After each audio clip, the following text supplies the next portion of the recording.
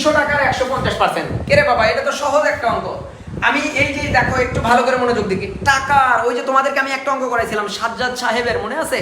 যে সাজ্জাদ সাহেবের টাকার এত অংশ বিদ্যালয়ে, তার মানে তার কাছে যেটা থাকবে টাকার, এই যে এর আছে এখানে, এর মানে কি গুণ। আবার বলি, এখানে এর মানে কি? এর মানে হচ্ছে গুণ। এর মানে কি? গুণ। তাহলে দেখো তো 300 টাকা, তাহলে টাকার এখানে এর আছে, তাহলে এর কার 300 এর 150%। তাহলে আমরা পার্সেন্ট মানে কি জানি? পার্সেন্ট মানে কি জানি? এটার নিচে মনে মনে কত আছে? 100। তাহলে আমরা বলতে পারি কি 300 এর 150 এর নিচে কত? 100। এটা কিন্তু 50।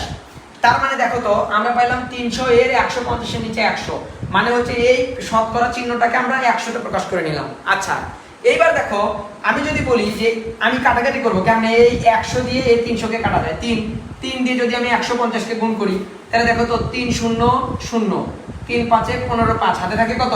1, 3 একে 3 আর 1 এ 4 টাকা। 400 কত টাকা? 50 টাকা। তার মানে আমরা বলতে পারি 300 টাকার 150% সমান 450 টাকা।